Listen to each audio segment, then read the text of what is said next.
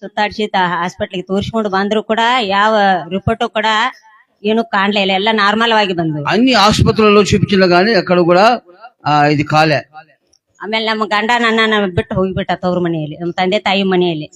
నా భర్త నన్ను మా అమ్మ గారి ఇంటికి విడిచిపెట్టి వెళ్ళిపోయినాడు.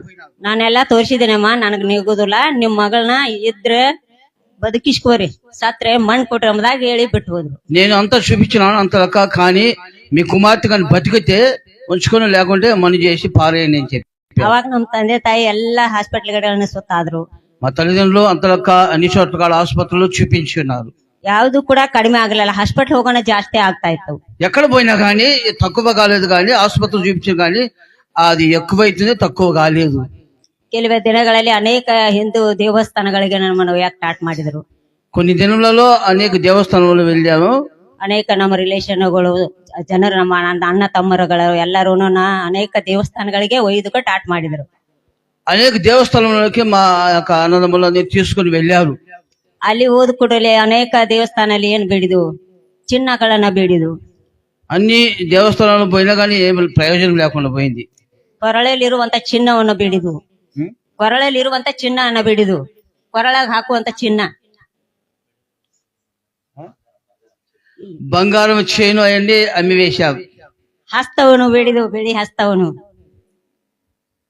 ಬೆಳಿ ಹಸ್ತವನು, ఆ యొక్క వెండి ಹಸ್ತ వెండి చేతిని కూడా, ಆತನ ಬಂಗಾರದ ಕಣ್ಬಟ್ಟಗಳನ್ನ ಬೇಡಿದು, ಕಣ್ಣ అవన్నీ అమ్మి వేశాం. ಆಮೇಲೆ ಎಲ್ಲವನ್ನೂ ಕೊಟ್ಟು ಅವ್ರು ಹೇಳಿದೆಲ್ಲಾನು అన్ని కూడా ఇచ్చేసాము. ఎక్కడ ఏం ప్రయోజనం లేదు. ಯಾವ್ದು ಕೂಡ ನನಗೆ కడిಮೆ అనిసಲಿಲ್ಲ. ఎక్కడ చూపించినా ఏమి చేసినా గానీ ఏమి అమ్మినా గానీ నాకేమి తక్కువ కాలేదు. ದೇವಸ್ಥಾನಕ್ಕೆ ಹೋದಿವು, ಕೊಟ್ಟು ಎಲ್ಲಾನು దేవస్థానాలకు వెళ్ళి అన్ని చేసి చూపించాము. ಏನ್ ಕೊಡ್ತಾರ ಅದನ್ನ ತಂದು ನಾವು ಸೇವಿಸುದು.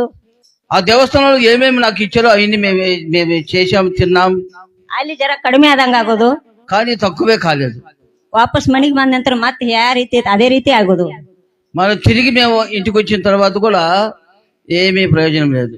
ನನ್ನ ಗಂಟಲಲ್ಲಿ ಹನಿ ನೀರ ಹೋಗ್ತಾ ಇರ್ಕಲ್ಲ, నా కన్నులో నీళ్లు పోతూ ఉన్నవి. ಈ ತರ ಬಿಡ್ತಾ ಇದ್ರು. ನಾನು ఈ విధంగా నేను ఏడుస్తూ ఉన్నాను. ಅದಕ್ಕೆ 3 ನಿಮಿಷ ತಗೊಳ್ತಾ ಇದ್ದೀನಿ ಮಲಗಿದಲ್ಲೇ.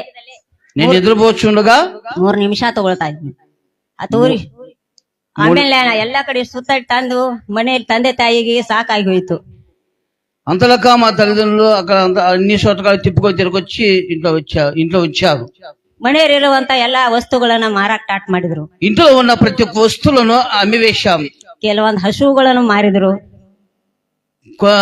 కొంత మేము ఆ విధంగా పశువులు కూడా అమ్మేశాం. ಮನೆಯಲ್ಲಿರುವಂತ ಊಟ ಮಾಡಿ ತಿನ್ನುವಂತ ಕೆಲವೊಂದು ಪಾತ್ರೆಗಳನ್ನು ಮಾರಿದ್ರು. మా ఇంట్లో ఉన్న ఆ యొక్క భోజనాలు చేసుకునే వండుకునే పాత్రలు కూడా అమ్మేశాం. ಎಲ್ಲವನ್ನು ಕೊಟ್ಟು ಮೆಕ್ಕಿದಾಗಿ ಮತ್ತೆ ಸಾಲ ಕೂಡ ಮಾಡ್ಕೊಂಡಿದ್ರು ನಮ್ಮ ತಂದೆ ತಾಯಿ. అదే విధంగా మేము చాలా అప్పు కూడా చేశాం. ಆಮೇಲೆ ತಂದೆ ತಾಯಿ ತೀರ್ಮಾನ ಮಾಡಿದ್ರು.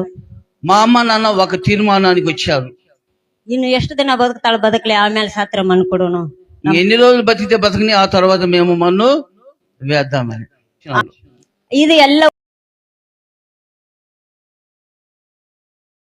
ಆಮೇಲೆ ತಳಗಡೆ ಬಿದ್ದು ಅವಾಗ ನಮ್ಮ ತಂದೆ ತಾಯಿ ಹೇಳಿದ್ರು. ఆ తర్వాత మా అమ్మ నాన్న చెప్పారు, ಪಾಸ್ಟ್ರಿ ನಮ್ಮಲ್ಲಿ ಏನು ಇಲ್ಲ, ನಿಮ್ಮ ಕೈ ಕೊಡಾಕ ಅಂಬದಾಗ ಹೇಳಿದ್ರು. పాస్టర్ గారు మా దగ్గర ఏమి లేదు మీకు ఇచ్చేదానికి అని మా అమ్మ నాన్నతో ఆ పాస్టర్ తో మా అమ్మ నాన్న చెప్పారు.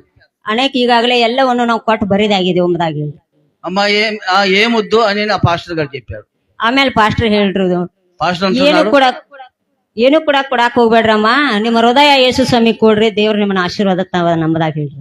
ఏమి వద్దమ్మా నాకు, అమ్మ బాబు ఏమీ వద్దు, యేసు స్వామికి ఏంటి, ఆయన మిమ్మల్ని ఆశీర్వదిస్తాడని ఆయన చెప్పి వెళ్ళిపోయినాడు. ಆಮೇಲೆ ನಮ್ಮ ತಂದೆ ಹೇಳಿದ್ರು.